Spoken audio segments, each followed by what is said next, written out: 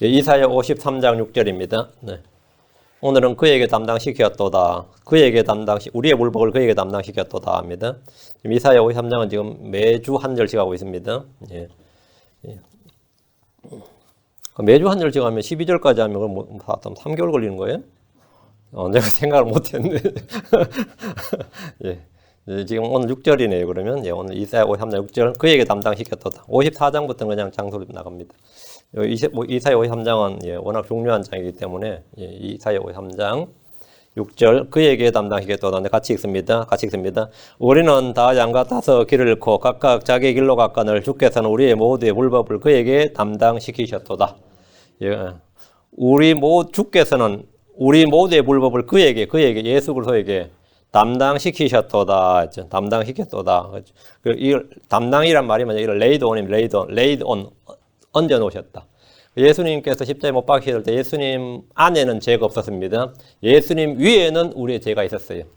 십자가에 못 박힌 강도는 그렇지 않습니다. 그 안에는 죄가 있었어요. 그 위에는 죄가 예수님께 옮겨졌죠.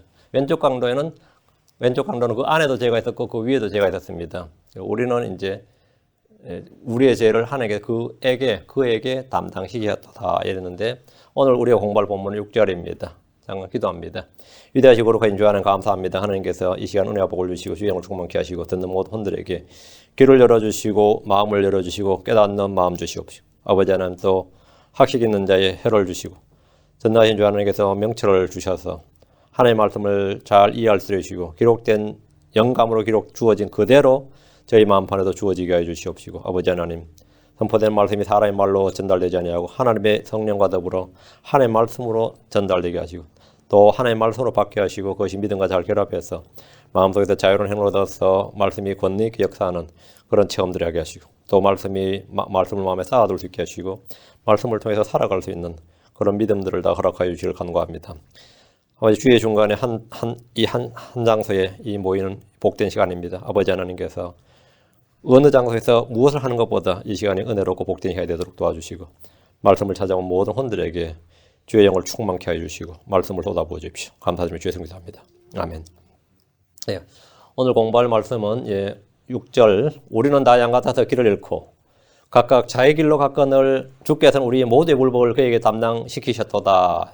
이 본문은 복음의 핵심인 대속의 진리를 가장 잘 보여주는 말씀입니다.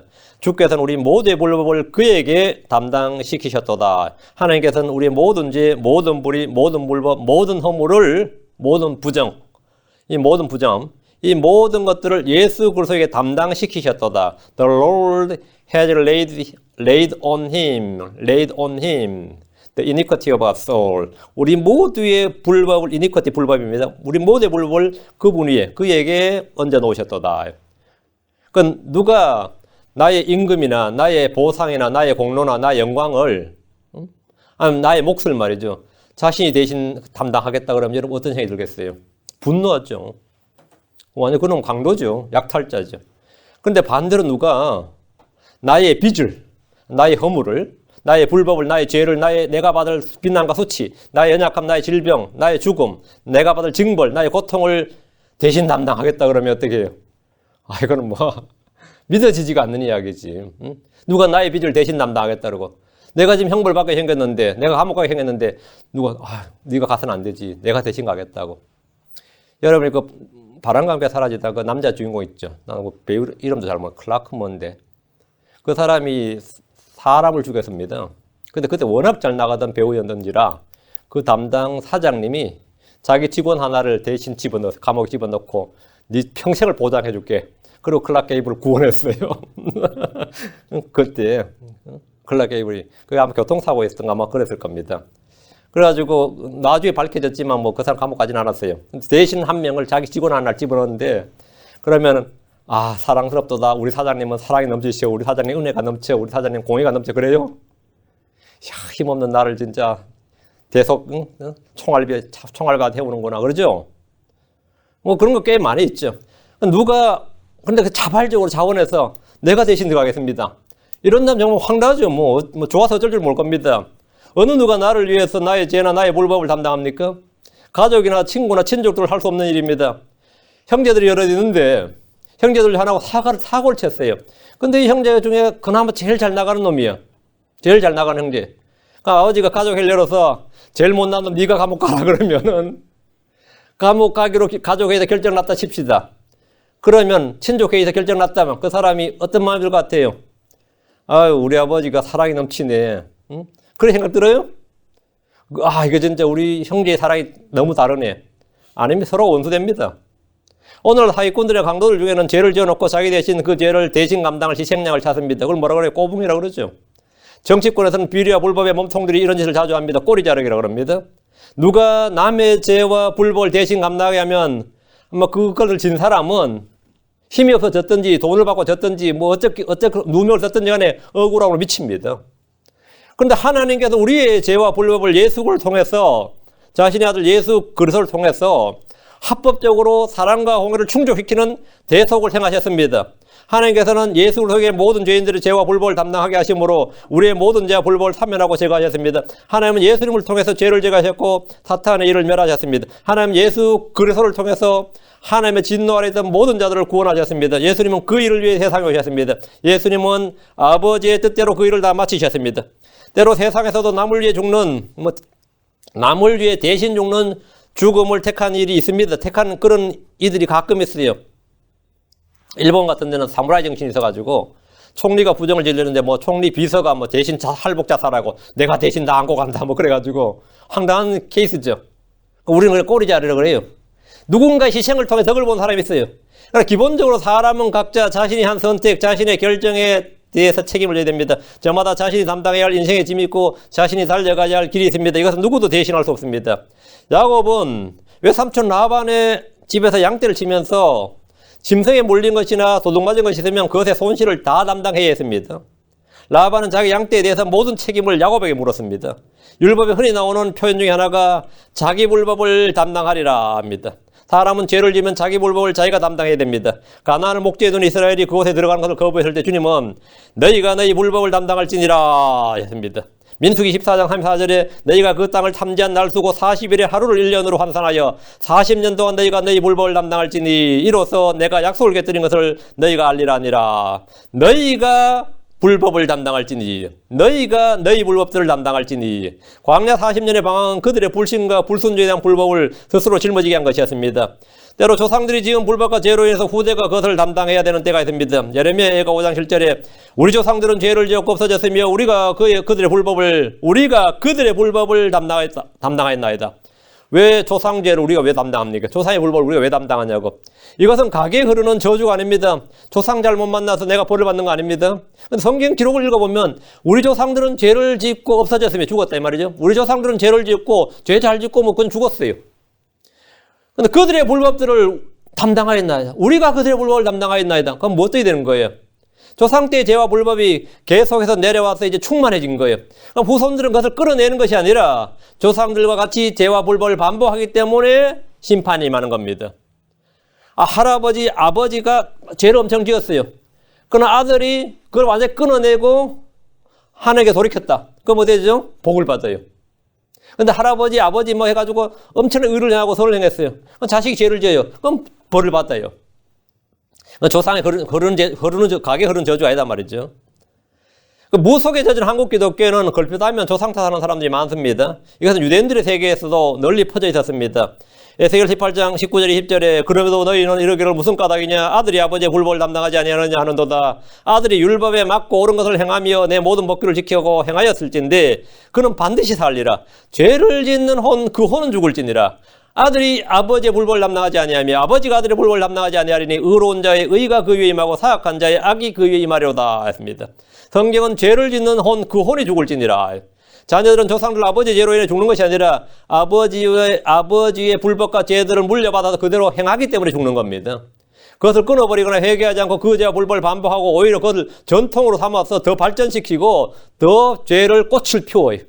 그래서 심판이 임하는 겁니다. 죄에 따른 심판, 저주, 정죄는 각자의 책임입니다. 에스겔 16장 58절에 내 음탕한 짓과 내 가증한 일들을 담당하였느니라. 내가 담당했다. 남의 거 아니에요.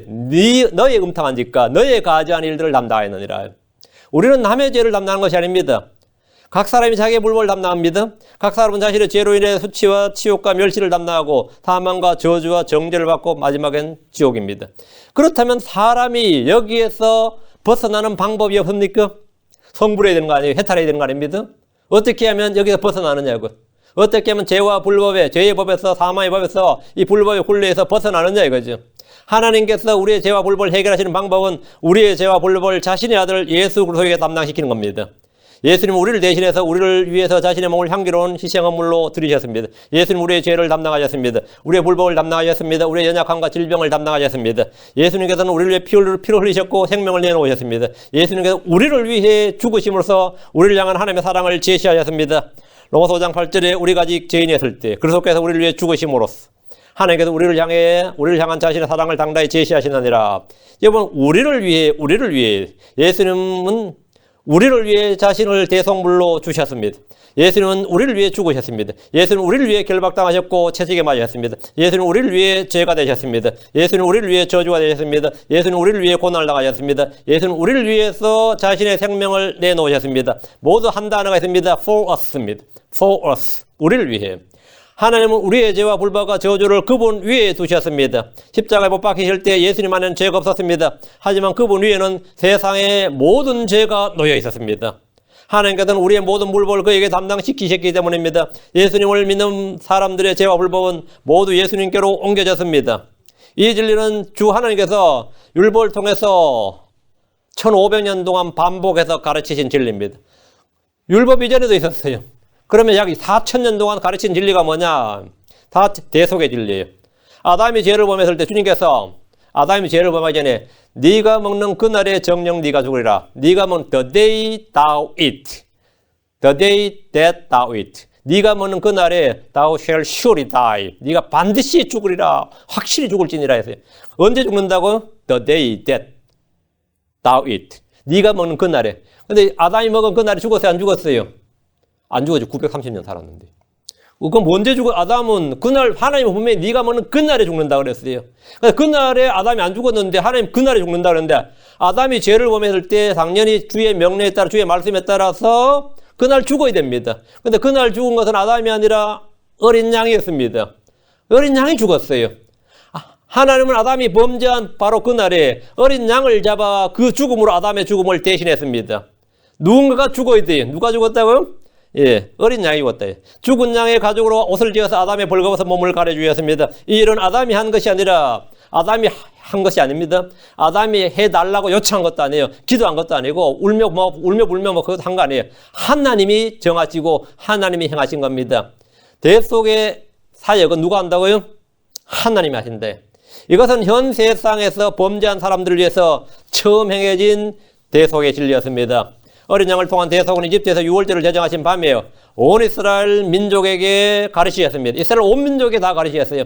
출애굽기 12장 21절에 그때 모세가 이스라엘의 모든 장로들을 불러 그들에게 이르되 나가서 너희 가족들에 따라 너희를 위해 어린 양을 취하여 그 유월절 어린 양을 죽이고 그 유월절 어린 양을 죽이라. 그 유월절 어린 양을 죽이라. 자, 이스라엘은 자신들을 위해 어린 양을 취해서 그 유월절 어린 양을 죽였습니다. 하나님의 심판이 집행되던 그날 밤에 말이에요. 자신들이 죽는 대신에 그 어린 양을 죽였어. 그 어린 양이 대신 죽은 겁니다. 그리고 그 피를 문설주에 발랐습니다. 출애굽기 12장 13절에 그 피가 너희가 거하는 집 위에 있어 너희를 위해 표가 되게 할지니라. 내가 그 피를 볼 때 너희를 넘어가리니 내가 이집트 땅을 칠 때 그 재앙이 너희 위에 임하여 너희를 멸하지 아니하리라. 대신 죽었으니까 안 임하는 거죠. 하나님 어린 양의 피를 볼 때 그 집을 넘어갔습니다. 출애굽기 12장 27절 너희가 이르기를 그것은 주의 유월절 희생물이니라. 그분께서 이집트 사람들을 치실 때 이집트에 있던 이스라엘 자손의 집을 넘어가서 우리의 집을 건져주셨느니라 하며 백성이 머리를 숙여 경배하니라. 그래서 우리가 안 죽었다. 우리는 안 죽었다 이거예요. 안 죽은 게 아니라 하나님께서 대신 죽은 대성물의 죽음을 보신 거죠. 대성물의 죽음을 보신 거예요. 이스라엘의 온 민족은 출애굽의 밤에 어린 양의 죽음과 피를 통한 대속의 진리를 뭐 신학적으로 이론적으로 교리적으로 배운 게 아니라 그날 밤에 온몸으로 그냥 떨리는 마음으로 다 체득한 겁니다. 이건 뭐 하루만 배우면 이건 다 하루 일평생에 딱 한 번만 경험하면 이거는 잊어질 수가 없는 거예요. 하루 만에 그냥 이 대속의 진리를 배운 거예요. 유월절 어린 양의 죽음과 피를 통한 희생의 대가로 우리는 산다. 구원받는다. 이거는 신학적으로 이론적으로 배워서 아는 거 아닙니다. 그날 밤엔 정말 뭐 엄청난 일이었어요. 그리고 이스라엘 사람들은 예외 없이 다 민족적인 교훈을 받은 거죠. 민족적인 교훈을 받았어요. 그들은 교회에서 대속의 신학적 이론이나 사상을 배운 것이 아니라 현실에서 이 진리를 체험적으로 배웠습니다. 피 흘림 없이는 죄의 사면이 없다는 것과 대속의 죽음 없이는 아무도 주의 심판을 피할 수 없다는 것을 하나님께서 직접 가르쳐 주셨던 겁니다. 이스라엘 율법을 통해서 계속해서 대속의 진리를 행함으로 속죄를 받았습니다. 레위기 17장 11절에 이는 육체의 생명이 피에 있기 때문이라 내가 피를 너에게 주어 제단 위에 뿌려 너희 혼을 위해 속죄하게 하나니 피가 혼을 위해 속죄하느니라. 피가 혼을 위해 속죄하느니라. 제사장들은 백성들을 위한 제헌물의 숫소, 제헌물의 염소의 피를 제단 옆에 뿌렸고 제단의 뿔들에 돌아가며 바르고 제단 밑에 섰고 대제사장 그 피를 휘장 안으로 들고 들어가서 긍휼의 자리 앞에서 또 위에다가 그들 뿌렸습니다. 이렇게 한 것은 그냥 종교의식이 아니라 대속의 진리는 희생물의 죽음과 피를 통해서만 이루어진다는 사실을 가르쳐 주신 겁니다. 율법에는 번제헌물과 음식헌물이 있고 화평헌물이 있고 제헌물이 있고 범법헌물이 있는데 번제헌물 우리를 위해서 자신을 향기로운 희생물로 드리는 우리 주 예수 그리스도를 보여주는 겁니다. 에베소 5장 2절에 그리스도께서 우리를 사랑하사 우리를 위해 자신을 향기로운 냄새헌물과 희생물로 하나님께 드리신 것 같이 사랑해서 그러라. 우리를 사랑하사 우리를 위해 자신을 향기로운 냄새헌물과 희생물로 누구에 드렸다요? 하나님께 드렸다요. 자신을 하나님께 드렸다요. 이게 뭐냐요? 향기로운 냄새헌물, 이게 번제헌물입니다. 화평헌물은 우리를 위해서 화해헌물이 되신 예수님을 보여줍니다. 요한서 2장 2절에 그분 우리의 죄들로 인한 화해헌물이시니 우리의 죄들뿐만 아니요 온 세상의 죄들로 인한 화해헌물이시니라. 요한서 4장 10절도 우리가 하나님을 사랑하지 아니하였으나 그분께서 우리를 사랑하시고 자신의 아들을 보내서 우리의 죄들로 인한 화해헌물로 삼으셨나니 여기에 사랑이 있느니라. 5가지 헌물이 모두 그리스도의 사역과 그분의 희생을 가르쳐줍니다. 우리의 불법과 죄를 담당하신 대속의 진리를 가장 잘 보여주는 한 가지가 레위기 16장에 나오는 속죄일에 행하는 속죄헌물입니다. 전부 레위기 16장으로 왔어요. 2마리 염소를 취해서 성막문에서 그것들을 주 앞에 보입니다. 제비를 뽑아서 한 마리는 주를 위해서, 다른 제비는 속죄 염소를 위해서 뽑습니다. 한 마리는 주를 위해서, 한 마리는 sin offering, 죄헌물을 위해서 뽑는다고요. 속죄 염소, sin offering을 위해서 뽑아요. 2마리를 딱 취해가지고 염소 2마리 취해서 한 마리는 주를 위해서 그래서 잡아서 그건 지성소로 가야 되는 거예요. 그 피를. 한 마리는 살려서 광야로 가는 거예요. 그러니까 주를 위하여 뽑힌 염소는 제헌물로 드립니다. 속죄 염소가 된 염소는 산채로 주 앞에 보였다가 그것을 광야로 내보냅니다. 하나를 위하여 마련된 염소는 육체는 진영 밖에서 불사르고 그 피는 지성소로 들어서 긍휼의 자리 위와 앞에 뿌립니다. 개혁성에 자비석이라고 했죠. 그 자비석. 긍휼의 자리 위에다 뿌리는 거예요. 그리고 위에 앞 다 뿌려. 그러면 어떻게 될 것 같아요? 주의 불이 그걸 확 삼켜요. 주의 불이. 그리고 세키나라, 영광의 구름이 지성소함과 성막을 완전히 덮는 겁니다. 그럼 주께서 우리의 죄를 사하셨고 이 피가 받아들였다. 그리고 이걸 속죄일이라고, 속죄일이 아니에요. 이건 표적적으로 보여지는 거예요. 그리고 영광의 구름 세키나가 완전히 시내산에서 임재했던 것처럼, 모세가 변화산에서 그 영광의 구름이 임했던 것처럼 말이죠. 솔로몬 성전 봉헌식 때 임했던 그 영광의 구름처럼 그날 속죄일에 영광의 구름이 쫙 그 성전에 이제 펼쳐지는 거예요. 그러면 이제 다 알게 되는 거죠. 이 피가 속죄헌물이 주님 앞에 받아들여졌다요. 그 하나님의 진노가 거두어졌다. 그러니까 속죄헌물로 드려진 염소는 이와는 전혀 달라요. 한 마리는 이제 그렇게 죽어서 피가 흘러서 쌌고 한 마리는 산채로 놔둬요. 레위기 16장 21절 22절. 레위기 16장 21절 22절. 아론은 살아있는 염소의 머리에 2손으로 안수하고 그 염소를 향해 이스라엘 자손의 모든 불법과 그들의 모든 죄로 말미암은 그들의 모든 범법들을 자백하며 그것들을 염소의 머리에 두고 적합한 사람의 손에 맡겨 그 염소를 광야로 보낼지니 염소가 그들의 모든 불법을 자기 위에 짊어지고, 여기 언더라인, 염소가 그들의 모든 불법들을 자기 위에 짊어지고 사람이 거주하지 아니한 땅에 이르거든 그는 그 염소를 광야에 놓아줄지니라. 이 염소를 히브리어로 아사셀의 염소 이렇게 부릅니다. 그래 개역성경에 보면 2 염소를 위하여 제비법때 한 제비는 여호와를 위하고 한 제비는 아사셀을 위하여 할지며 이래 돼 있어요.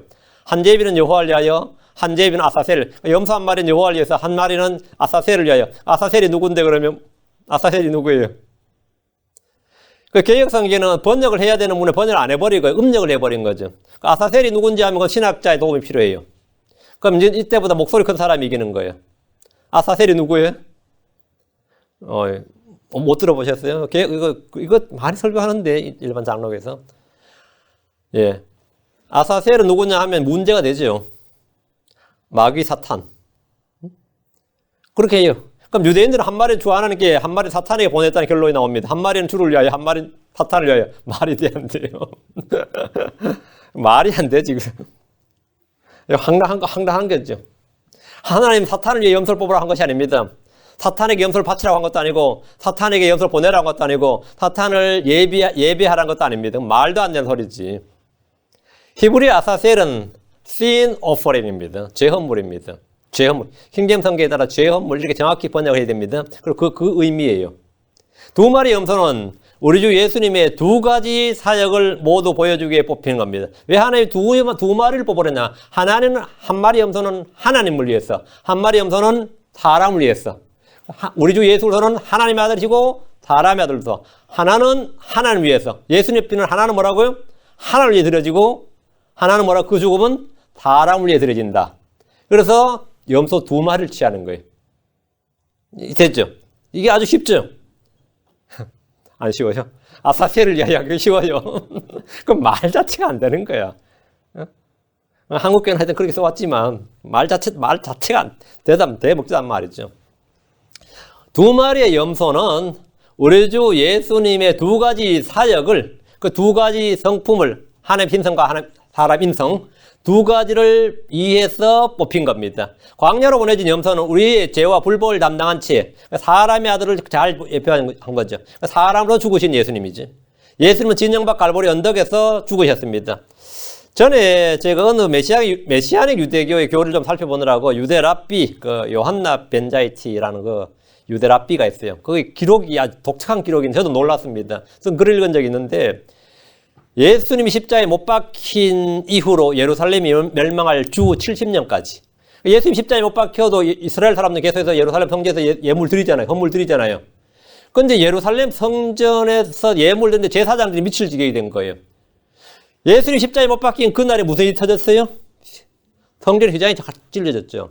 성전 휘장이 찢어지면 이건 난리가 나는 거예요. 지성소 휘장이 찢어졌는데 그럼 어떻게 돼요? 새 걸로 갈아야지. 깨매거나 갈아야 되는데 깨맬 수는 없을 거 아니에요. 그럼 새로 빨리 갈아야 된다고. 근데 이거는 말이 안 되죠. 지성소를 볼 수가 없는데, 함부로. 근데 그날부터 뭔가 계속해서 이스라엘 사람 굉장히 표적을 중요시 하는데, 성전 내 끝없이 표적이 일어나는데, 그게 뭐냐면, 성전에서 벌어진 기이한 일들을 기록했어요.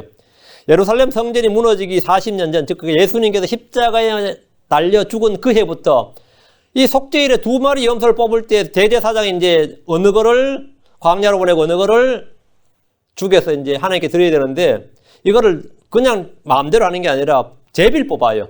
근데 그날부터 제비가 안 뽑혀요. 하나님의 것이란 패가 대제사장의 오른손에 들려지지 않았고, 광야로 보낸 염소의 뿔에 묶어놓은 빨간띠가, 이 광야로 간 염소는 뿔에 빨간띠를 매는데, 그걸 풀어주면 지나다가 빨간띠가 흰채로 바뀝니다. 그것도 표적이에요. 근데 그날부터는 광야에 풀어놔도 흰채로 바뀌질 않아요. 그리고 성전에, 거기 성막 속에 메노라 있죠. 7개 등잔불 말이야. 서쪽 등잔이 온종을 아무리 불을 붙여도 타질 않는 거예요. 그리고 지성소의 문이 수시로 자기 마음대로 열렸다. 이렇게 기록되어 있어요. 그런데 그들은 왜 이런 현상이 일어났는지를 너무 기이한 현상이다. 그래서 거의 40년을 그랬다는 거죠. 40년을. 이런 기이한 현상이 일어났는지 알지를 못해서 그게 왜 예수님 죽고 나서 그런데 그들은 어떻게 해석하냐면 너희가 예수 죽였기 때문이다 이렇게 해석한 랍비는 없고 이게 40년 동안 예루살렘 멸망한다는 표적으로 주님이 주신 것이다 이렇게 유대인들이 해석을 해요. 제가 그걸 읽으면서 야 참 이 양반 답답한 사람들이구나.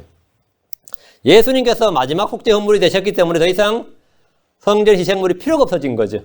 그래서 더 이상 속죄 헌물도 필요가 없어진 거예요. 그래서 하나님께서 그걸 필요 없다 안 받으신다는 거죠. 안 받으신다 이거죠. 더 이상 속죄물로 드릴 염소가 필요치 않았기 때문에 주 예수님께서 우리의 모든 죄와 불법을 담당하신 이제 진영밖으로 가셨고 거기서 십자가에 못 박혀 죽으셨기 때문에 예수님께서 단번에 자신의 몸을 들여서 영원한 속죄물로 드리셨고 더 이상 죄로 인한 헌물이 필요 없기 때문에 No more offering for sin. 죄를 위해서는 더 이상 no more offering. 더 이상 오퍼링이 필요 없다예요. 히브리 7장 27절에 그분께서 저 대제사장들과 같이 먼저 자기의 죄들로 인하여 날마다 희생물을 드리고 그 다음에 백성의 죄들로 인하여 희생물을 드릴 필요가 없으시니 이는 그분께서 친히 자신을 드리실 때에 이 일을 단번에 행하셨기 때문이라. 그분께서 친히 자신을 드리실 때 예수님께서는 자신의 몸을 드리셨어요. 이 일을 단번에 once for all 단번에 영원히 행하셨습니다. 예수님은 사역을 시작하실 때 자신이 속죄 헌물의 염소임을 보이셨습니다. 성령께서는 그분을 광야로 내모셨습니다. 성령께서 즉시 그분을 광야로 내모시니라. 여러분 킹잼성에 보면 The Spirit, Holy Spirit, drive him. drive가 뭐죠? 드라이브라는 것은 내모른 거예요. 그 아담이 에덴의 낙원에서 동산에서 죄를 지었죠. 근데 주님께서 쫓아내셨다 그러죠. 그게 drove him out입니다. 밖으로 쫓아냈다 이거예요. 몰아내셨다 이거예요. 그래서 성령께서 lead, 그를 이끄신다가 아니라 drive him. 성령께서 즉시 그분을 광야로 내모시니라. 그게 뭐죠?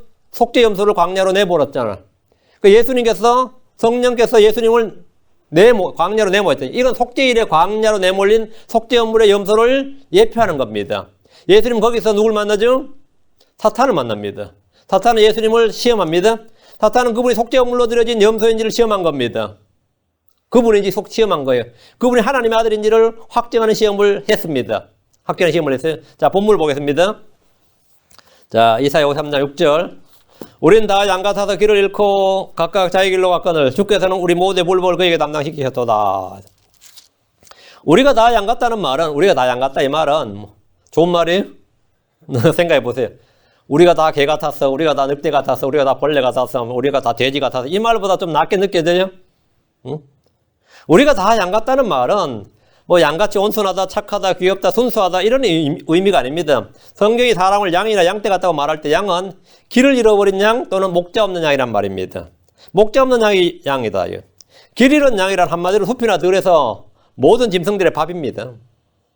양은 일이나 표범처럼 육식 동물이 아니고 다른 동물을 공격해서 영역을 확보하거나 자기 먹이를 확보할 수 있는, 아니면 자기 세력이나 뭘 구축할 수 있는 능력이 없을 뿐 아니라 자기를 지킬 방어 능력이 전혀 없는 동물입니다. 자기를 지킬 방어 능력이 없어요.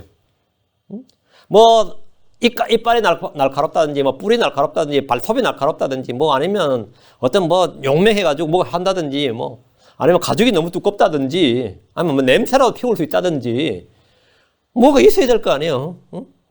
그래서 자기를 지킬 방어 능력이 전무한 짐승이 양이에요.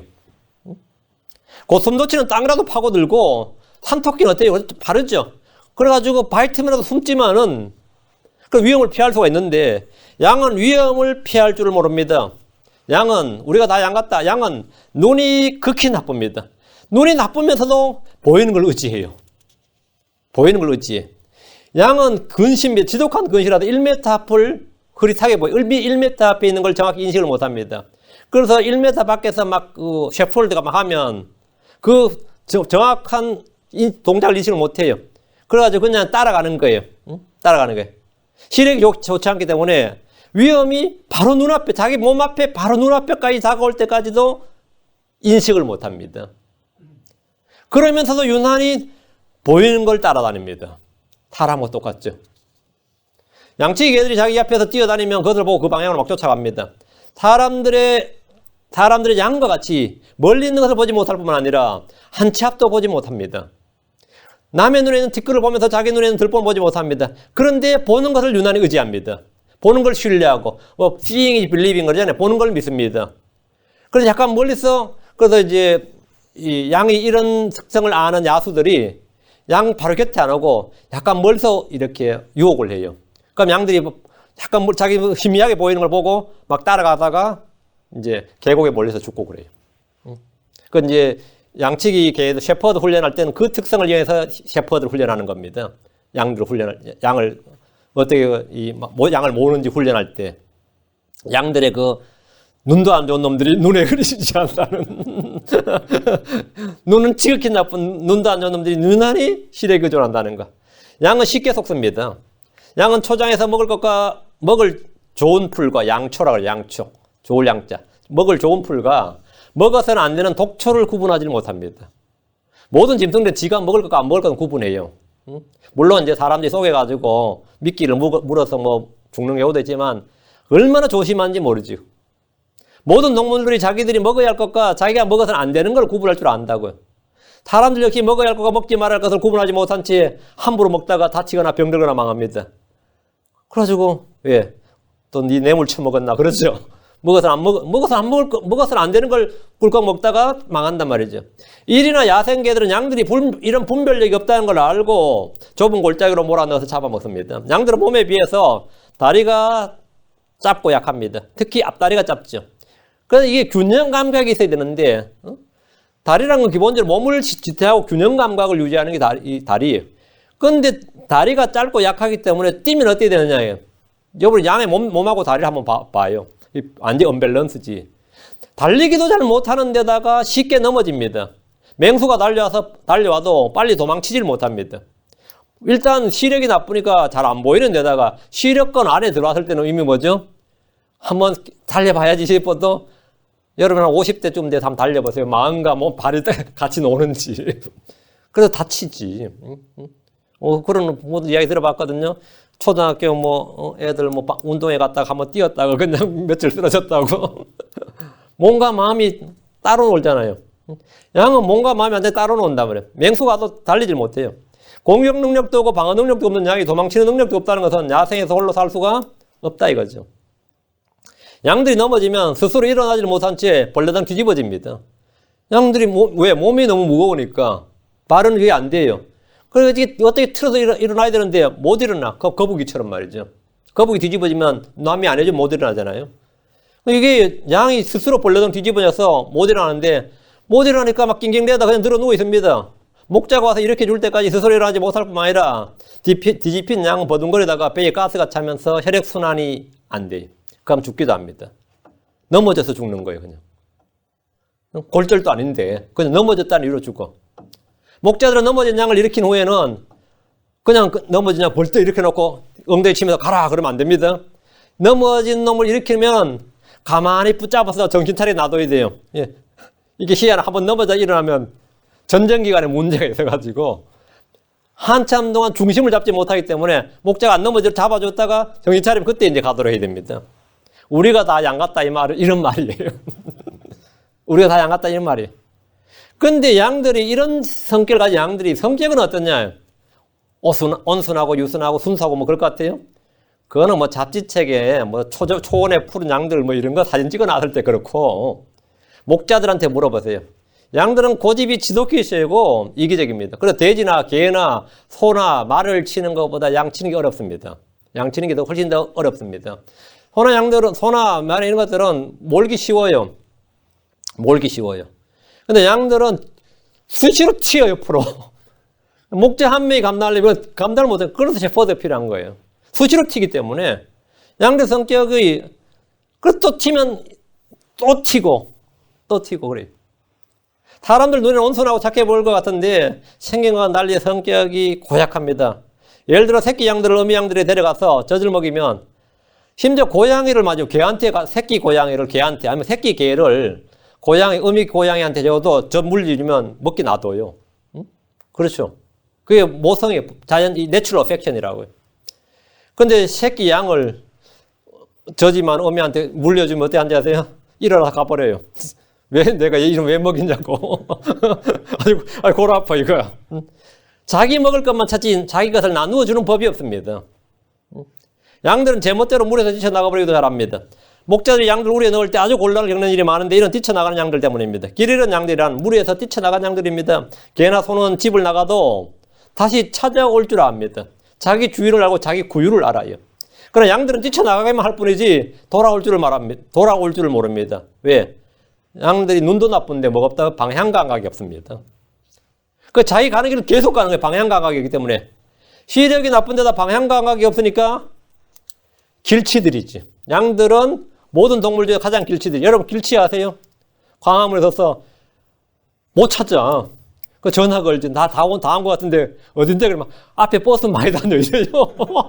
황당. 건물 특징을 말하든지 길 이름을 말해야 될 거 아니야.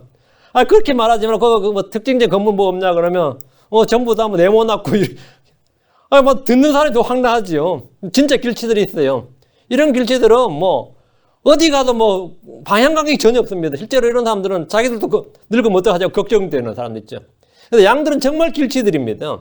방향감각이 전혀 없어요. 그래서 아무렇게나 그냥 가는데 앞이 숲인지 낭떠러지도 모른 채 그냥 가는 겁니다. 그러다가 다치고 죽습니다. 근데 한 가지 양들이 그 다 나쁜 건 아니에요. 한 가지 뛰어난 게 있는데 청력이 뛰어납니다. 양들은 목재 음성을 압니다. 양들은 다른 동물과 달리 자기 이름이 있습니다. 요즘 개들한테도 뭐 이름 지어주죠.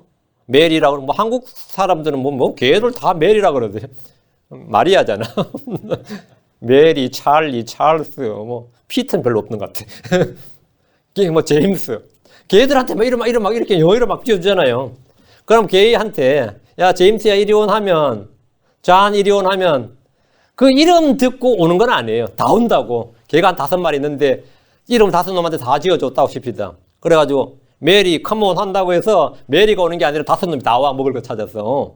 이름은 그건 내가 편의상 지어주는 것이지. 내가 개나 고양이한테 이름 붙여준다고 아니면 내가 소나 말한테 이름 붙여준다고 이름들이 그 애들이 자기 이름을 인식해서 그 이름을 자기 아이덴티티로 삼느냐? 그건 아니다 말이죠.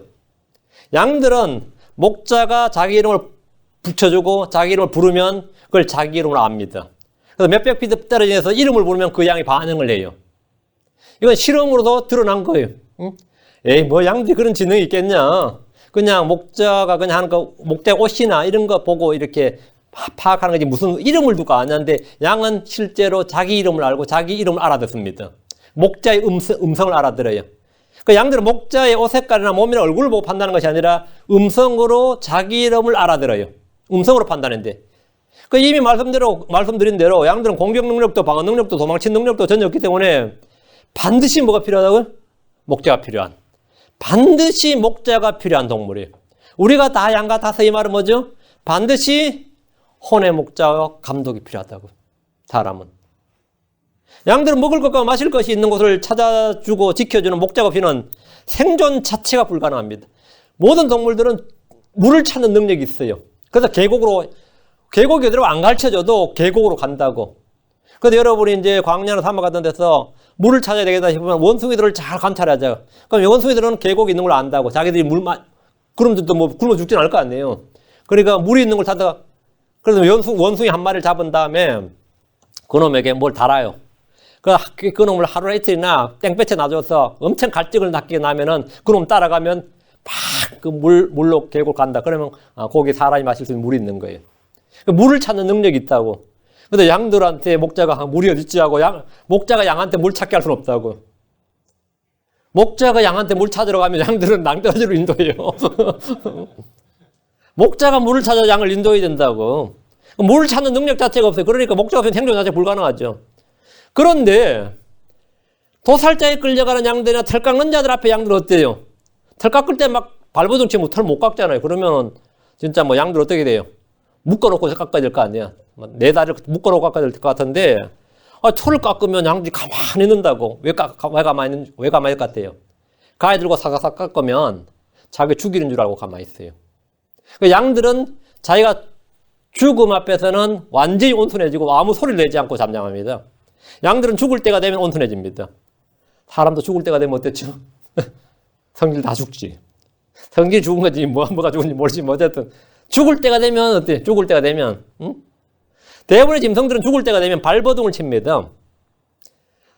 죽을 때요. 누가 자기를 잡으러 가면 도망치고 막 흐리고 막 저희 시골에서도 뭐 개도 잡아보고 저희들도 뭐 산짐승개 많이 잡아봤고 돼지도 잡아보고 하면 막 돼지가 삐떼고 막 난리도 아니에요. 막 사람이 막 잡아당겨도 돼지 힘이 얼마나 세는데 그 막 사람하고 돼지하고 힘이 막 균형이 있을 때 그때 목을 따는 거예요. 칼로 옆에 와가지고. 그럼 쏟아지죠. 그럼 돼지가 막 소리를 내면서 억울하다 하면서 죽는 거예요. 이 저주받을 인간들 하면서. 응? 그래 죽어요. 그럼 또 그 피를 받아서 정맥에서 난 피를 받아서 막 피떡이 먹고 막 그래요. 인간들 참 웃기죠. 개는 막 때려잡고 하는데 막 맞으면서 진짜 얼떡했어요. 응? 근데 양들은 잡으려고 그러면 어떨 것 같아요? 막 도망치고 난리치고 막 나 죽이지 말라고 막 발버둥치고 막 눈에 눈물이 글쓰고 안 그렇습니다. 소들은 잡으려고 하면 진짜 앞다리 탁 집어요. 저희 시골에서도 소 이제 팔로 오면 막 안 가려고 딱 알아요. 어떻게 본능적으로 아는 것 같아요. 누가 자기 잡으러 그러면 도망치고 소리 지르고 온몸으로 저항하고 발버둥 치고 막 난리도 아닙니다. 그래서 사람들이 굉장히 힘들죠. 그래서 양들은 가해를 든 털 깎는 자가 딱 앞에 오면 이미 죽은 것처럼 체념하고 온몸을 딱 맡깁니다. 그래서 털 깎는 자 앞에서 잠잠한 어린 양같이 그런 말이 나오는 거예요. 털 깎는 자 앞에서. 사람들은 죽음의 순간 모두 약해지고 온순해집니다. 이게 우리는 다 양 같아서예요. 우리는 다 양 같아서. 길을 잃고 각각 자기 길로 갔거늘 주께는 우리 모두 불벌거리에 담당시키셨도다. 사람들은 서로 간에는 뭐 우리끼리는 하는 말이죠. 저는 뭐 여우 같다, 뱀 같다, 돼지 같다, 욕심 많다면 돼지 같다 그러죠. 뭐 늑대 같다 그러고 개 같다는 식으로 표현을 하지만 우직하면 소 같다 그러고 용맹하면 범 같다 그러죠. 그래서 주님 앞에서 사람은 다 길을 잃은 양 같습니다. 모세는 민수기 27장 17절에서 그가 그들 앞에서 나가고 그들 앞에서 들어오게 하시며 또 그들을 밖으로 인도하고 또 데리고 들어오게 하소서. 그리하사 주의 회중이 목재 없는 양같이 되지 않게 하옵소서. 이스라엘이 목재 없는 양같이 되지 않게. 모세 자신이 이스라엘 목자였어요. 그러니까 자기 죽으면 자기와 같은 목자를 좀 세워달라는 거죠. 주의 회중이 목재 없는 양같이 되지 않게 하옵소서. 이스라엘은 뭐라 다 양이에요. 우리는 다 양 같단 말이죠. 대언자 미가야는 아합 시대 이스라엘을 온 이스라엘이 목자 없는 양같이 산들에 흩어졌는데 이렇게 했습니다. 포로기 때 이스라엘은 모으는 자 없는 양같이 됩니다. 이사 14장 14절에 그것이 쫓기는 노루같이 되고 모으는 자 없는 양같이 되리라. 그들이 저마다 자기 백성에게 돌아가며 저마다 자기 땅으로 도망을 터이나 주를 위해 고난받는 크리스천들은 도살당할 양같이 여겨집니다. 로마서 8장 36절 이것은 기록된 바 우리가 종을 토록 주를 위해 죽임을 당하며 도살당할 양같이 여겨졌나이다 함과 같으니라. 우리가 종을 토록 뭐라고요? 주를 위해 죽임을 당하며 도살당할 양같이 여겨졌나이다. 그래서 크리스천들은 2억이든 3억이 돼도 세력에 힘이 없어요. 미국의 크리스천이 대충 뭐 2억 5천이라 그래요. 그 트럼프 대통령이 기독교 지도자를 만났어. 야, 무슬림은 1000만 명만 돼도 그 힘이 무지막지한데 크리스천은 어떻게 2억이라면서 2억이 넘는다면서 그렇게 별로 힘이 없냐? 응? 크리스천들은 힘이 없어요. 어디 있어나. 무슬림들 진짜 몇 명 모이면 그 애들은 뭐죠? 세력화가 되고 뭐가 돼요? 바로 그 나라의 10% 20% 되면 난리 납니다. 응? 뭐 자치권을 행사하자 그러고 뭐 난리가 나요. 근데 크리스천은 뭐 20% 되든 30% 되든 별 힘이 없어요. 한국의 크리스천 4분의 1 놀고 있네. 그거 뭐 아무 힘 없습니다. 왜? 우리는 다 뭐라고요? 도살당할 양같이. 도살당할 양 뭐죠? 아무 힘이 없어요. 잠잠하다고. 크리스천들은 정치 문제나 사회 문제나 모든 문제 앞에서는 잠잠해요. 근데 막 태극기 집회 나가고 이런 사람도 어떤 사람도 같아요. 양 아니야. 뭐 촛불 집회 나가고 태극기 집회 나가는 크리스천들 있죠. 목사들 있죠. 양 아니에요. 양들은 그 짓 안 해요. 돼지들 이리들이 그 짓 해요. 막 벌버둥 치고 막 난리 치고 막 자기가 어떤 불리한 상황 처지면 막 그러지. 양들은 잠잠합니다. 양들은 잠잠해요. 우리는 복음 앞에는 사자같이 담대한데 사회 문제나 정치 문제나 인권 문제나 뭐 이런 거 나오면 어떻게 되나요? 아, 이거는 뭐 이제 파리 목숨이 나왔다. 도살당할 양같이. 도살당할 양같이. 양이 죽을 때 어떻다고요? 잠잠하다. 도살당할 양같이 여겨졌나이다. 그래서 기독교는 열애로 쳐놓는 겁니다.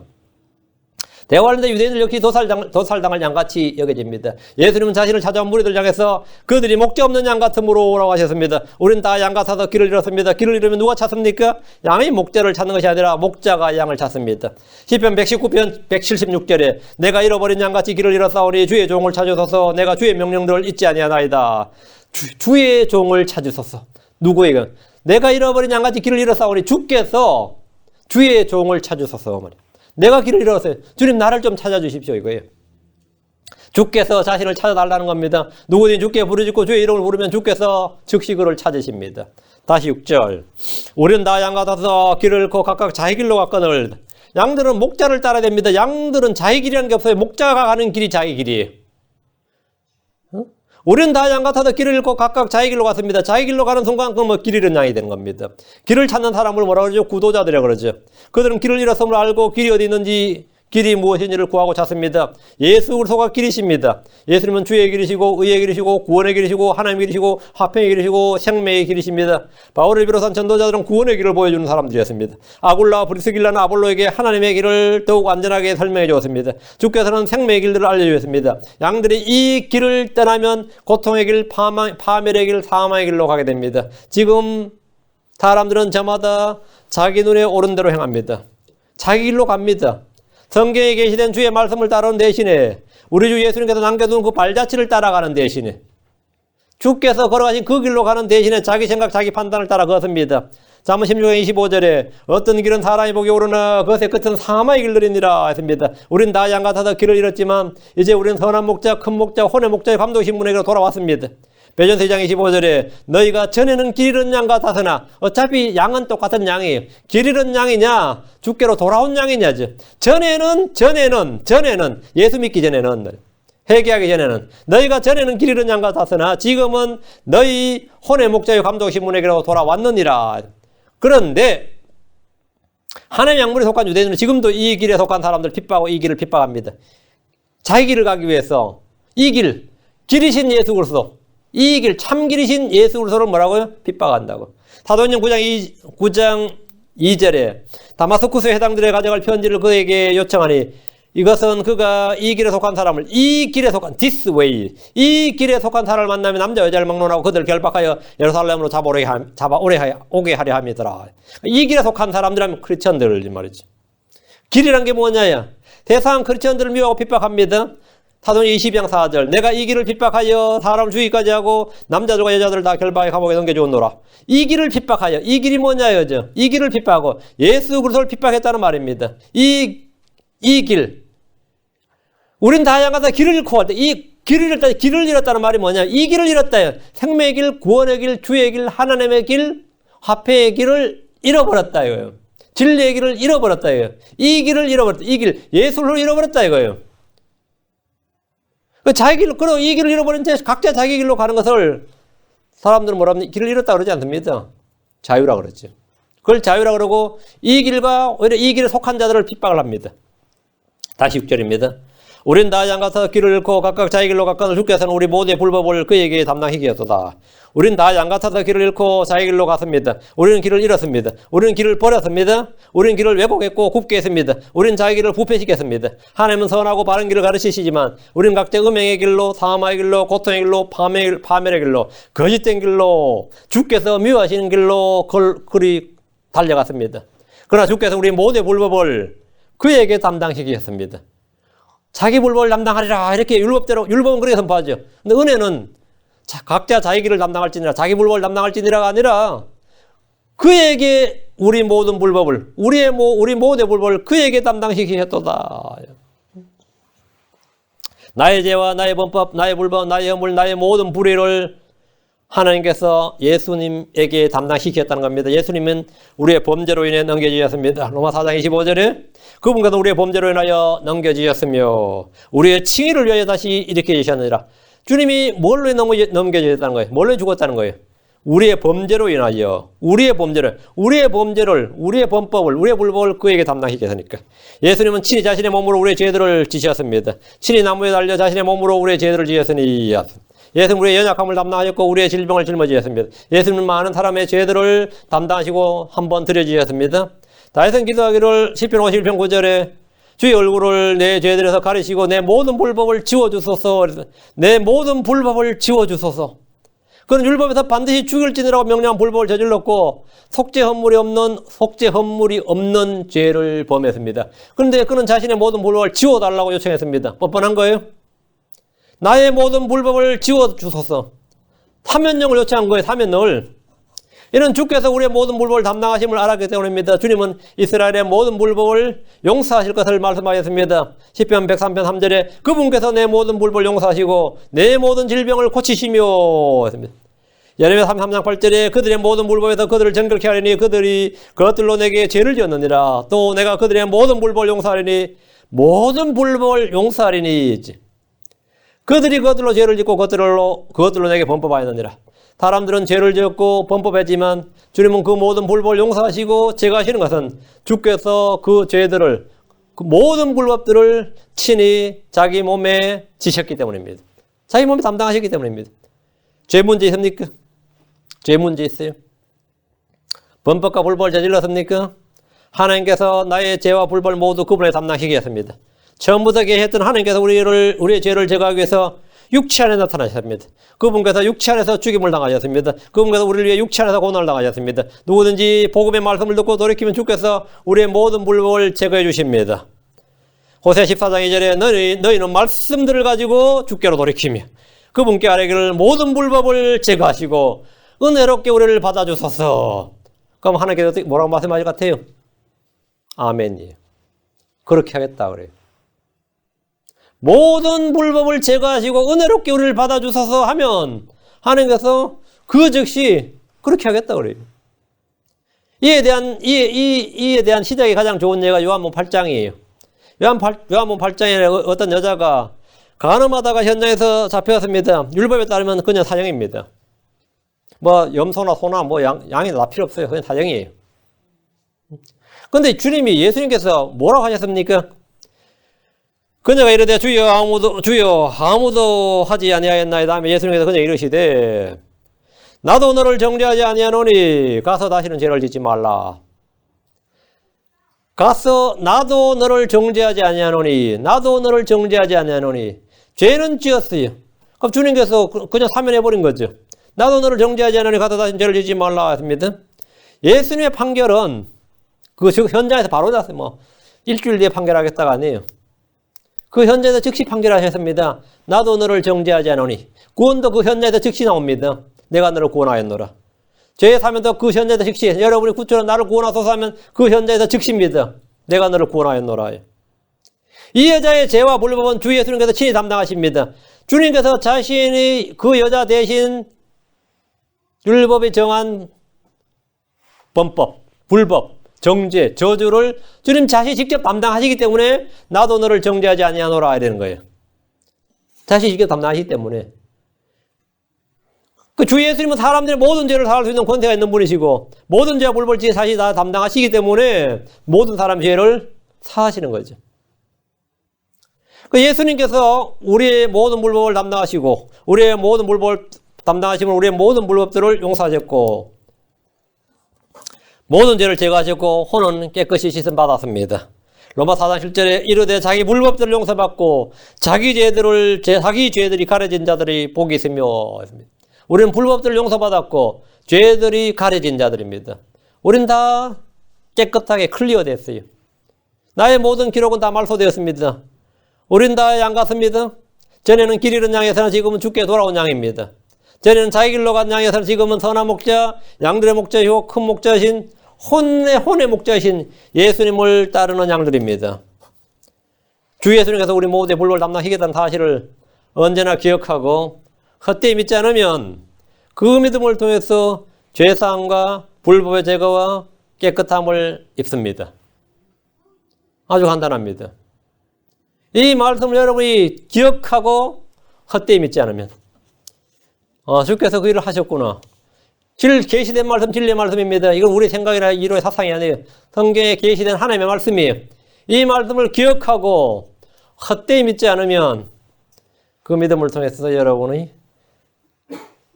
이 자리에서 이 순간 주님께서 먼 훗날이 아니고 이 자리에서 이 순간 완전한 죄사함이에요. 완전한 용서, 완전한 불법의 제거, 완전한 깨끗함, 완전한 용서를 받습니다. 왜? 주님께서 어떻게 그런 일이 가능하냐고요. 그에게 담당시켰도다.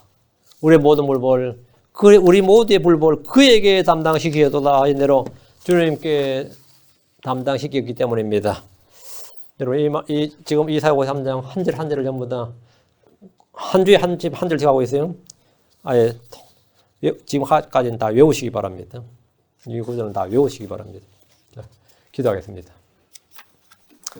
위대하시고 거룩하신 주 하나님 감사합니다. 하나님 말씀을 선포했습니다. 선포한 말씀들이 아버지 하나님 이 허공에 치는 것이요. 또 돌짝바닥에 떨어지듯이 나는 바위 위에 떨어지듯이 그렇게 떨어지지 아니하고 믿음과 잘 결합할 수 있도록 도와주시며 말씀이 마음에 잘 흡수되도록 해주시고 또 주께서 위로부터 가는 비야 또 아버지 이슬을 내려주셔서 아버지 이 말씀이 수분을 많이 받아서 모든 말씀들이 다 싹이 나고 우미 돋고 자라나서 열매를 맺도록 인도해 주시옵소서. 은혜 베풀어 주십시오.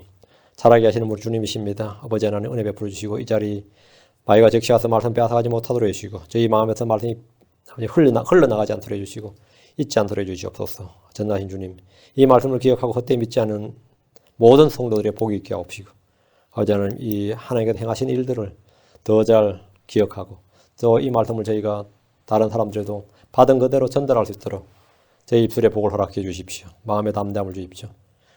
은혜 베풀어 주십시오. 감사드리며 주의 성기도합니다. 아멘. 아멘.